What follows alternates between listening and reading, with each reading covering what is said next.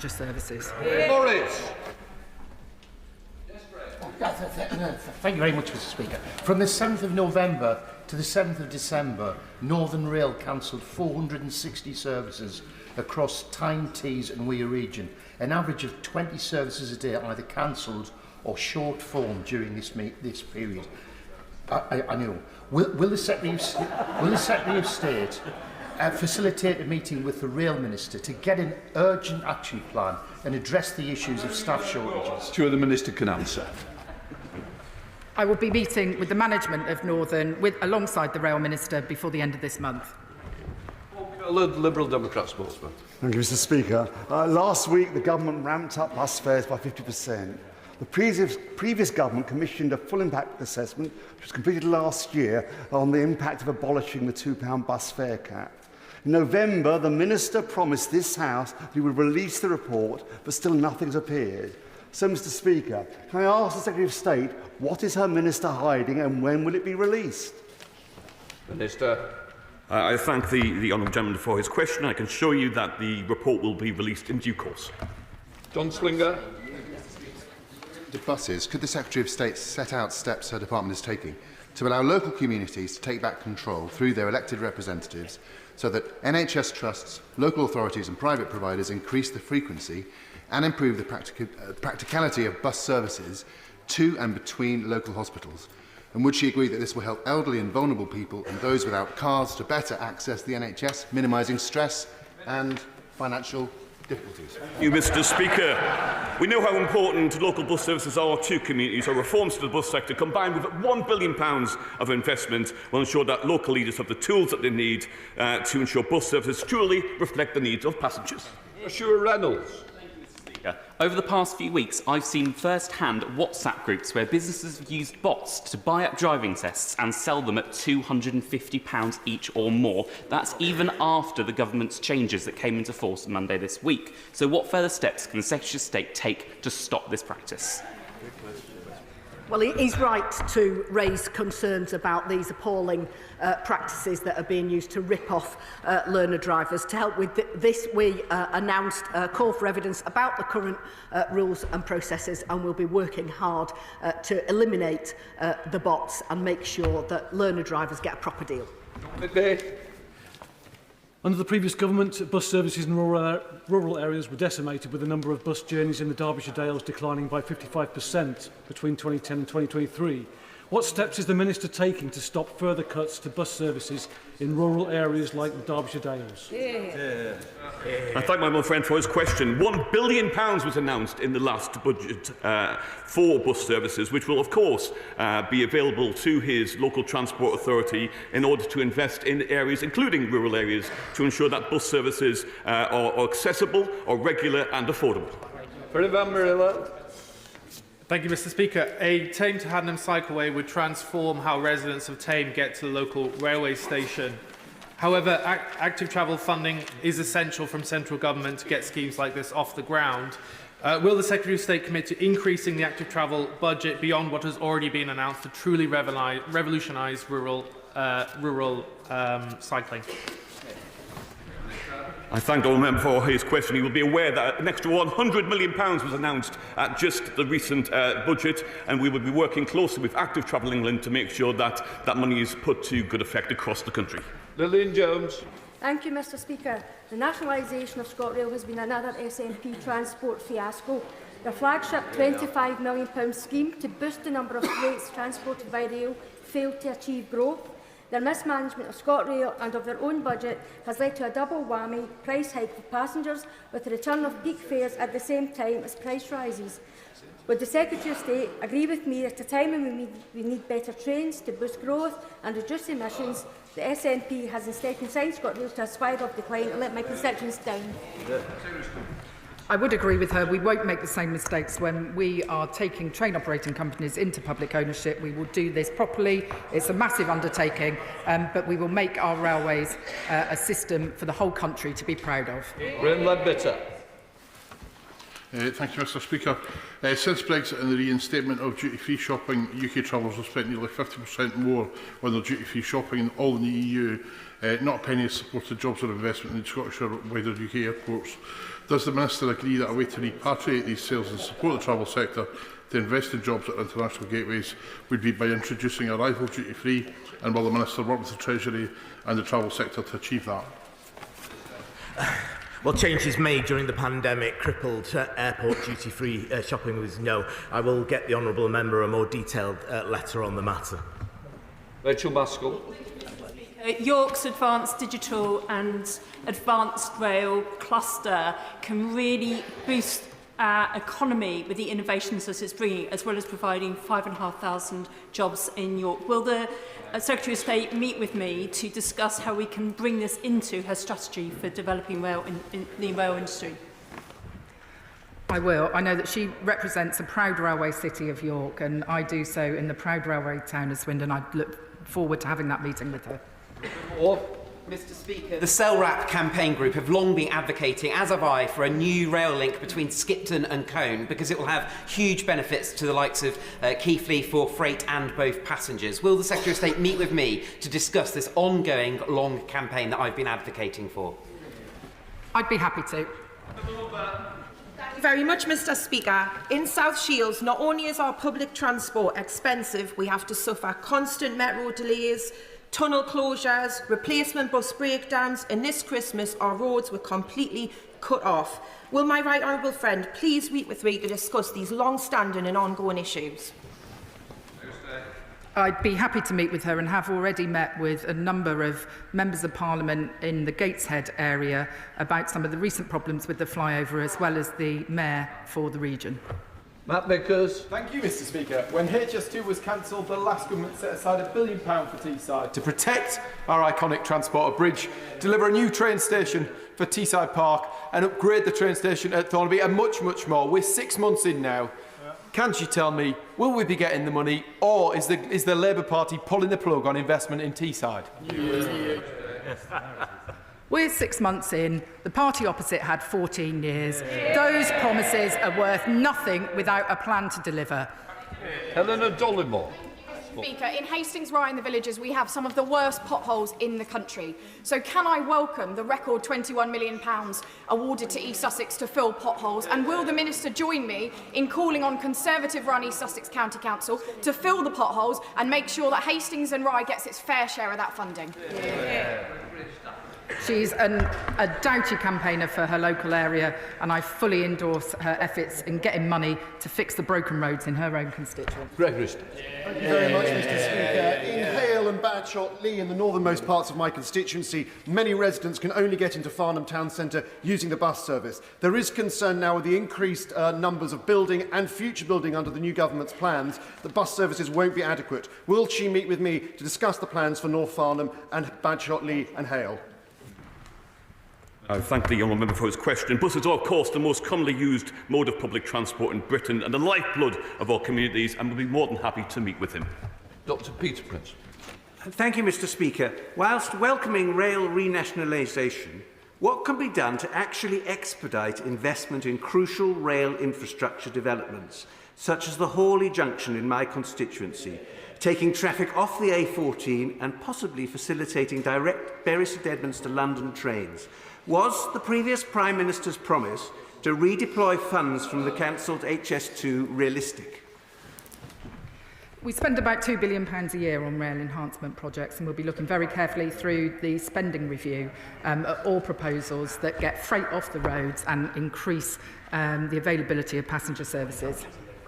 Neil Shaftesbury-Hurst. Thank you very much, Mr Speaker, and I'm delighted to see you proudly wearing the newly formed Royal Army Medical Services tie. In Solihull West and Shirley, the new year has been welcomed by increases in bus fares and reductions in services. In places like Cheswick Green, commuters are faced with the choice between either more expensive and difficult journeys or not being able to get to work, shops or college. Given the government's stated ambitions, what assessment has the Minister made in terms of the economic impact of this policy?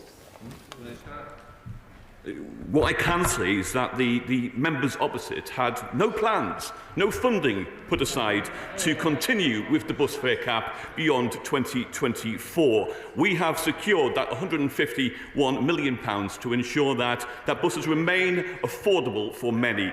In some areas, without that intervention, fares could have risen as much as 80%. Kevin Bonavere. Thank you, Mr. Speaker, and I'd like to welcome my right honourable friend to her place. In my first public meeting after my election, it was in Nebworth, and residents there were calling for newer, fast train services. We got some of those, but since then we have poor reliability. Will my right honourable friend meet me to discuss these issues? Yes, I think I have a very busy diary coming up. I think the lad took it. Thank you, Mr. Speaker. As you know, we have the anomalous situation in Speltham whereby you can get 6 London Red buses on an Oyster card, but you can't get the train out to the stations at the end of the line. So major employers like BP and Shepperton Studios are busing people up the line, sending buses up the line to bring people down who can't use an Oyster card. Now that the Secretary of State is going to own South West Rail and is brilliant with TfL, could she please get Speltham into the Oyster zone? We are exploring how we can extend pay-as-you-go to other stations in the South East. I must admit my mental map isn't quite as good to be able to identify every single station as yet, but we do share that ambition to make it easier for people to use the railways across the South East region. Noah Law. And grassroots campaigners in Newquay meet to oppose the privatisation of car park charge enforcement in Newquay and Cornwall more widely. Will the Secretary of State meet with myself and MHCLG colleagues to discuss a way for councils to retain more of that profit locally instead of sending it up country to often unscrupulous and usurious operators? I thank my honourable friend for raising this concern, and I'd be happy to meet with him to discuss those issues that he raises further. Vicky Slay. Thank you, Mr. Speaker. The residents of Wareham, just along from Bournemouth, have been trying to get electronic gates for 20 years. Network Rail's latest excuse is that it's the Office of Road and Rail, and the Office of Road and Rail says that it's Network Rail. Will the Minister please meet with me so that we can bang heads together and get this resolved once and for all? I will certainly ask the Rail Minister to take that meeting. Dr. Scott Arthur. Thank you, Mr. Speaker. Pavement parking is a massive issue in many of our towns and cities, particularly for people faced with sight loss and for parents trying to push buggies. All of us here benefit from the pavement parking ban in London, but given it's now over 4 years since the consultation on a pavement parking ban closed, is it now time to give towns and cities right across England the power to enforce a pavement parking ban if they so wished? My honourable friend is absolutely right to raise this problem. We will be publishing a formal response to the consultation that the previous government shamefully failed to act on, and announcing next steps for pavement parking policy in England in due course. James Wilde. Thank you very much, Mr. Speaker. Upgrading Ely Junction would deliver more passenger services to Kings Lynn and my constituency, boost freight and unlock benefits of £5 for every £1 invested. So can the Transport Secretary confirm whether this is a priority bid in the Department for Transport's bid for the spending review? We're working on a whole range of schemes in respect to the spending review, and I'll provide the honourable gentleman with more information as soon as I have it. Louise Jones. Thank you very much, Mr. Speaker. Last year, Derbyshire was judged to be the worst county in the country for potholes, so you would think that the County Council would welcome the record £76 million investment into our roads. Can the Secretary of State assure me that this money will make a real difference to our roads and pave the way for a better Britain? Undoubtedly. That completes questions. I'll let the front bench change up.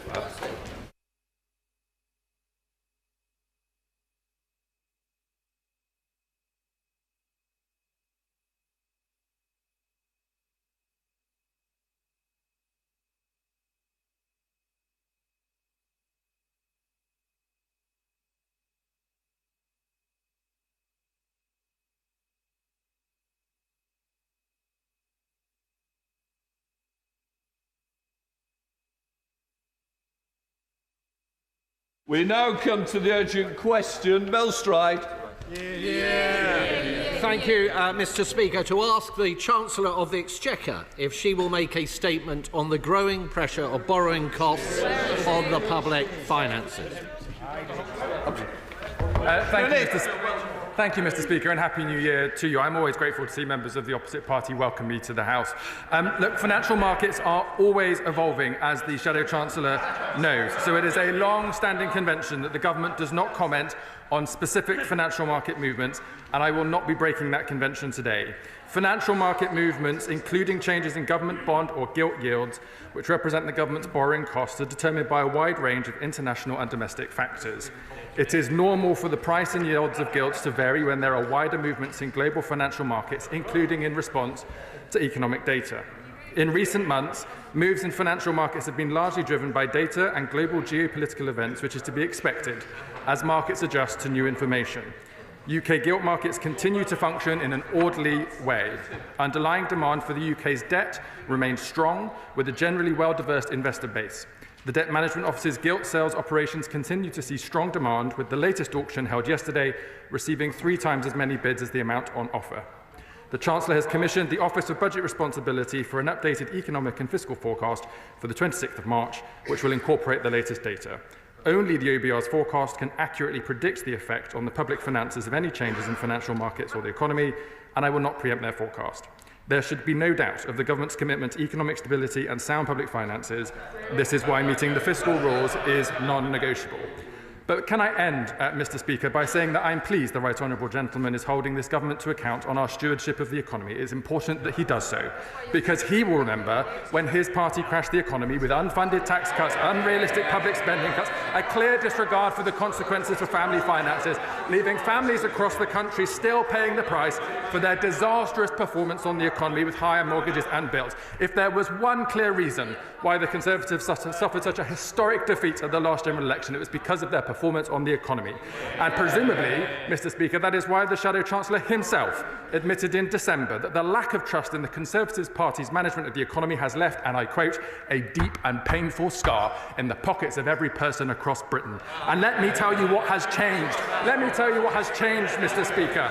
This Labour government has in the first 6 months exposed the £22 billion black hole in the public finances. Not only have we exposed it, we have dealt with it, with the Chancellor's autumn budget, protecting working people, wiping the slate clean from the mess the Conservative Party left the country in, and investing in our NHS and our schools. We've given the Independent Office of Budget Responsibility enhanced powers of oversight in law, so that we will never get into the situation again where that lot left the country with a £22 billion black hole in the public finances. We have set tough new fiscal rules that are non-negotiable, with a budget settlement for public services that they must all live within. And we have kick-started growth in this country, the #1 mission of this government, by unlocking investment and bringing forward reforms, for example, in planning and the Mansion House speech.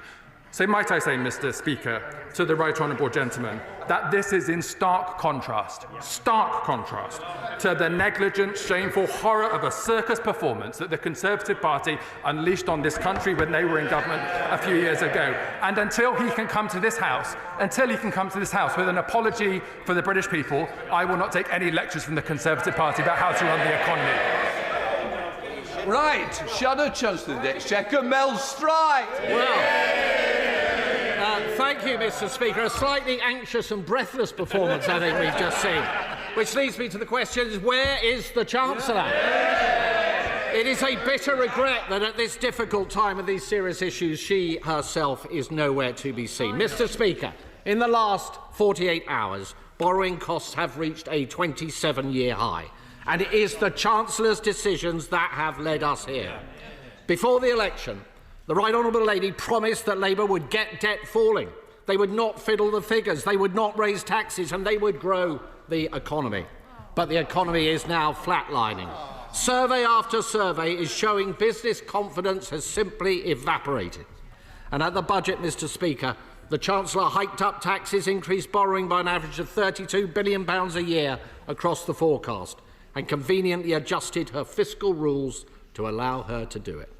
Higher debt and lower growth are understandably now causing real concerns among the public, amongst businesses and in the markets.